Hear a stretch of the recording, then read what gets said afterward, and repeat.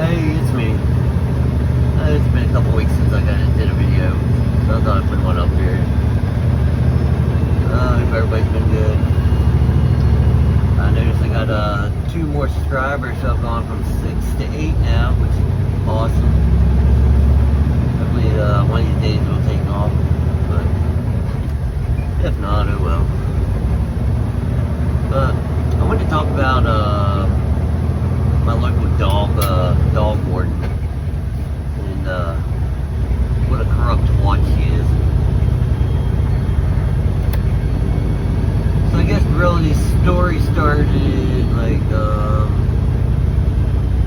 this was last spring. Yeah, I think it was last spring. And so she had showed up at our house. I was out on the road, and my wife was there. And this woman, she's like 78 years old or something like that. She's way too old to be still doing this job. But she's so power hungry, she won't give it up. They've done canceled her funding several times, but somehow she still manages to always get it back. But yeah, so she shows up at her house. She's always had a hard on for us, you know. We live on a big 500-acre farm, and so we don't tie our dogs to a tree, you know, with a chain or anything, you know. We don't keep them in a little 10x10 kennel, but you know, according to their law, that's what you're supposed to do, you know. Put them in a little 10x10 kennel and never let them out their entire lives, you know. So all they ever know is that, you know, that little 10x10 kennel. But that's apparently the way. Oh, this stupid phone won't stay still. You know, that's the way they expect you to keep your animals for their entire lives, basically. You know, either tie them to a tree with a chain or a cable, or put them in a little 10x10 kennel and then just never let them out. You know, that's the proper way. Even though, like I said, we have 500 acres, and we try to, you know, we let them run.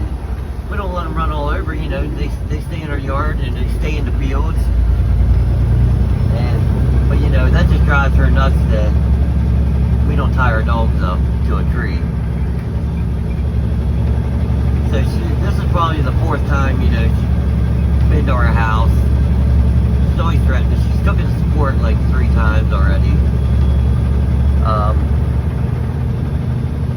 You know, we always get off maybe it was like a $25 fine, even though she's trying to get us for thousands all the time. But you know, it's always on our side, you know, that the dogs live on a 500-acre farm, so they should be allowed to not be chained to a tree. So like I said, we always end up with maybe like a $25 fine. Really, we shouldn't get anything, but you know, just to satisfy everybody, the judge always gives us like a $25 fine. But this last time, so she shows up and pretty much says, you guys are really getting it this time. So she claims that our dogs had killed a sheep on a local farm. Which our dogs, we have a Siberian Husky and a Canet Corso / Doberman mix. Which,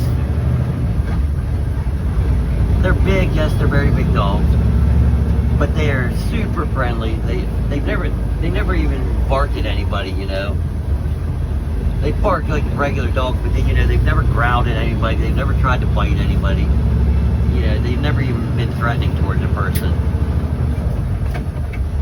So like I said, she comes this time and claims that our dog killed a sheep on a local farmer's farm. And pretty much, of course, like a couple weeks later, we get the notice in the mail that we got to go to district court for this. And we get there, and there's like 4 Mennonites there, four local Mennonite farmers, and then a butcher that lives right up the road. And one of them apparently had a surveillance camera. So of course, they had all these pictures, and it was pictures of our dog, so obviously they made it onto their property. So fine, whatever, get us for, not confining them to our property. But they have no pictures of our dogs touching a sheep, hurting a sheep, anything. It's just pictures of our dogs running around on their property. Same with the butcher. All he had was a couple of little pictures of our dog, and they're all blurry pictures, they're all taken late at night. And, the butcher, he's got pictures of our dogs running around, but again, doing nothing, she even asked him, if our dogs did anything, and he said no, that all they did was walk around his property. But so when I questioned the Mennonites, I questioned 3 of them, and I had a picture of another Siberian Husky, and I held up to all 3 Mennonite pictures, or to all 3 Mennonite farmers, and I said, so you're trying to say this is the dog that was killing your sheep? And all 3 of them were like, yep, that's the dog. And then I reveal at the end, well, that's good, because that's not our dog. That's another dog that runs around the area. So you're identifying somebody else's dog. That's not even our dog. But then the judge yells at me to stand back and go sit down. But then when it's her turn, the dog warden's turn, she's allowed to walk up to the witnesses, and she gets to lay all her pictures out right in front of them.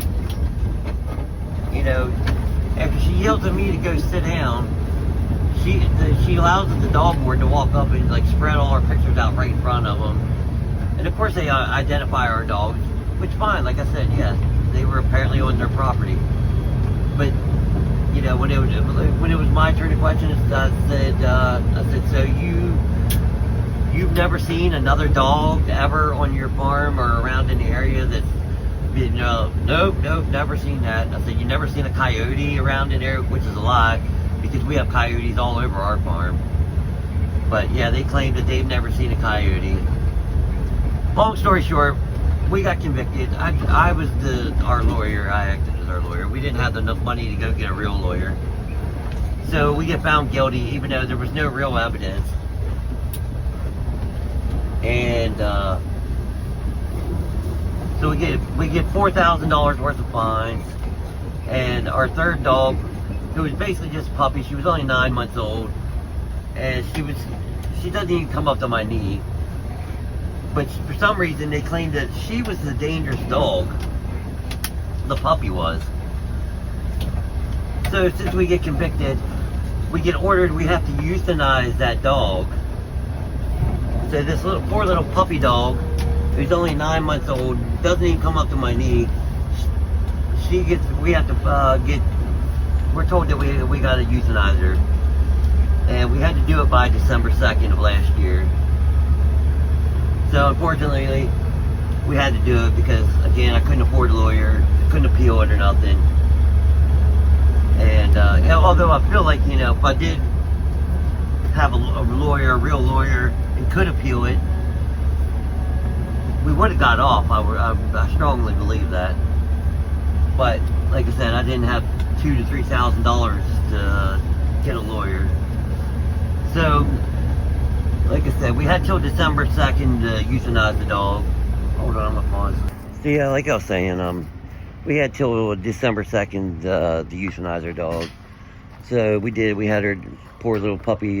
She was euthanized on November 29th, and we sent her paperwork in, showing that we had it done, whatnot, and started paying on the fines, which we're still paying on them. But okay.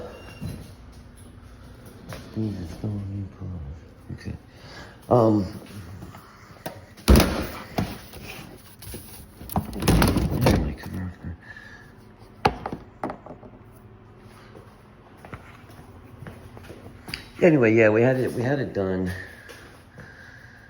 Mailed it in, I think it was December 1st or December 2nd when we mailed it in. And so we got that done. And basically we thought that was it. So,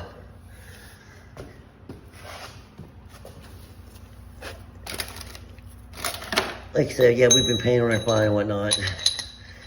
And here, I guess it was the end of March, we both get these huge stacks of more citations in the mail. But this time, they're criminal citations. They're not just summaries, they're criminal. Meaning we could get probation or more fines or possibly even jail time, really. But anyway, the whole stack is, you know, she charges us every month from December, January, February, March for not registering the dangerous dog, the puppy, the dangerous puppy dog. Never got a letter saying that, hey, you guys never registered your dog, or so like when you have to register a dangerous dog, it's like you gotta have like a dangerous dog insurance, which is ridiculously priced. Pay like $1,000 a year for the dog, and blah blah blah. I'm not sure, but it's a lot of money. It's a couple $1,000s a year just to have a dangerous dog. But yeah, they never sent a letter saying that they didn't have any of that, or we didn't register the dogs. So, you know, we're under the assumption that everything's fine. And then, like I said, all of a sudden at the end of March, we each get a whole stack of citations saying that we now got to go to court again because we didn't register the dangerous dog. But why would I register a dog that we had euthanized as ordered to do so? And yeah, because I mean, why would I register the dog, like I said, when we had it euthanized? So I call her up and I tell her, I said, well, we had the dog euthanized. I said, you know, that was the order. Either we had to euthanize the dog or register it as a dangerous dog. I said, well, I couldn't afford to register it as a dangerous dog. I couldn't afford the insurance and everything else. So I said, we had to have it euthanized. And she said, oh, well, where'd you have it done at? And I told her which vet we went to. Well, I'm gonna go check it out. I said, fine. I said, good, go check it out. And then she's like, well, I'm not dropping the charges anyway. I was like, why? I said, why would you not drop the charges? And she didn't have a reason why she wasn't dropping them. I said, all right, whatever. And then I thought, well, after she goes to the vet and then sees that, you know, we actually did it, she'll pretty much have to drop the charges because it was done, you know. To me, it's kind of like, if you don't have probable cause, how can you possibly keep pursuing it, you know? It should be therefore done at that point.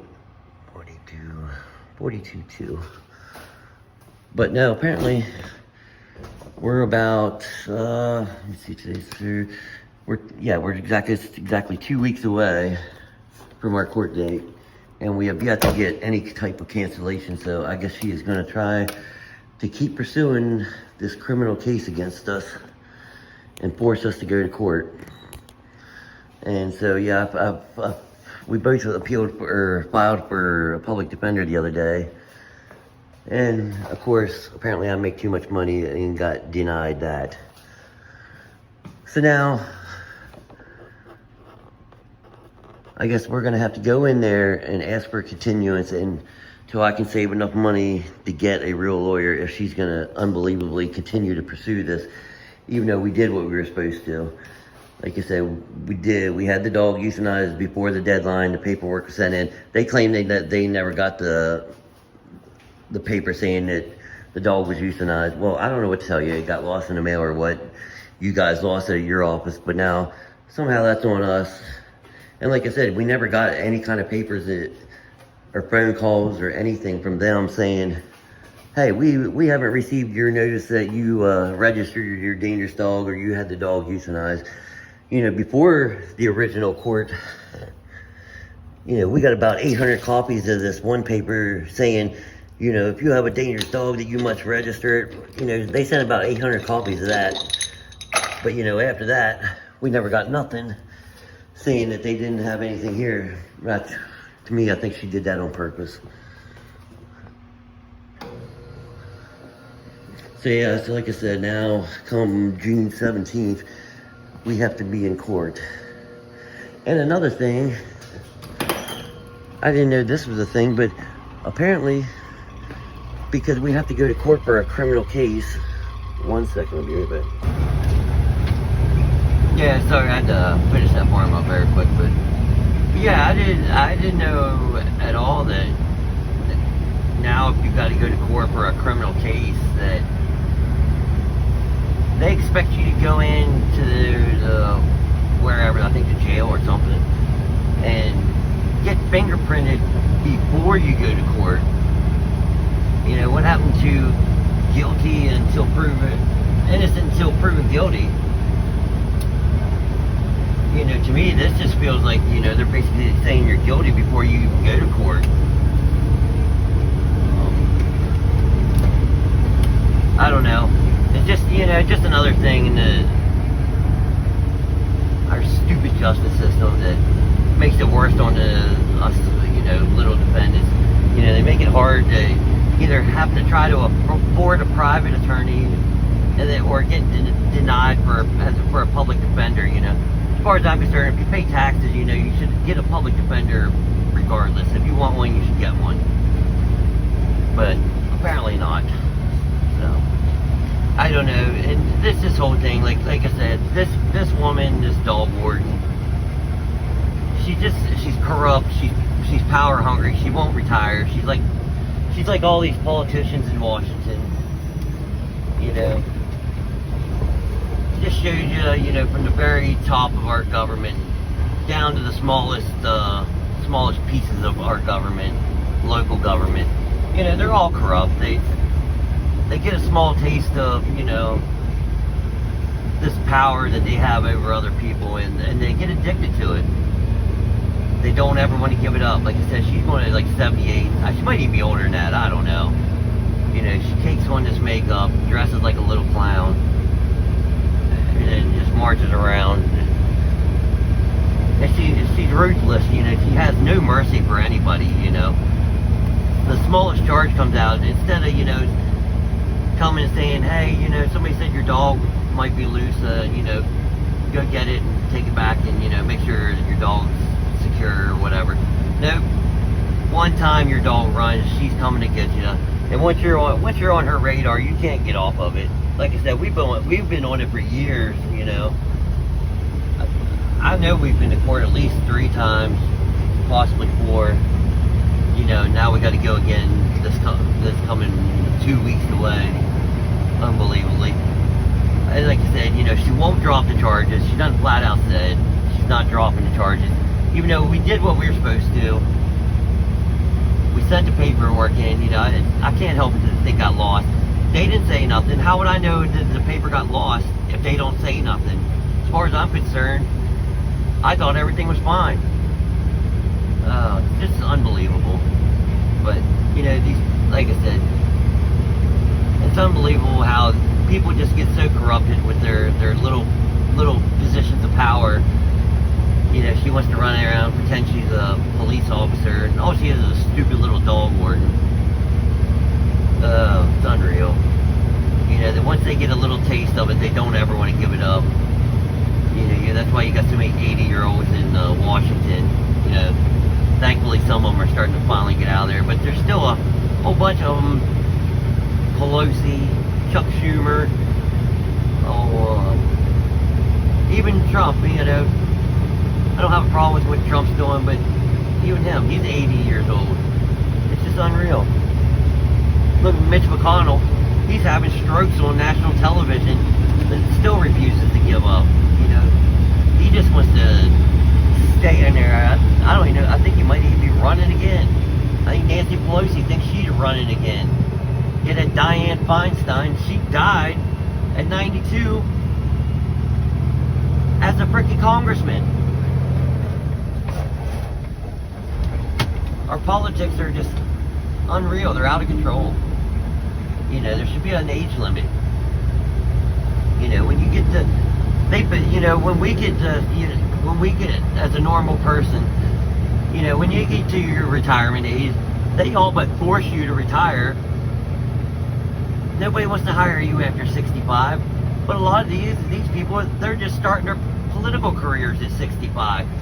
Look, Nancy Pelosi didn't start running for government till she was like 45, and now she's been in there for 40 years. It's insane. But I don't know. I guess that's all I really got. Like I said, local dog warden. She's a corrupt, insane individual. She's taking us to court again. I don't know. I just pray and get some money together and get a lawyer. I can't go in there and lawyerless again. Stupid phone will not stay down. So I don't know. Wish us luck. Hope it turns out all right. But anyway, give me a like if you would. But even more, please find people to help me subscribe to, or subscribe to me. But until next time, have a good evening, good night, good day, whichever. And I'll talk to you next time. See ya. Yeah, I forgot to do that's my new giveaway. If you do subscribe, you will get 1 year, 365 days of ultra good luck. And if it's not ultra good luck, it'll be just normal good luck. But you will have good luck. You know, you probably won't be able to tell right away because it'll be just like normal, regular good luck. But you will have good luck for 1 year if you give me a subscribe. I appreciate it. Thank you. See ya.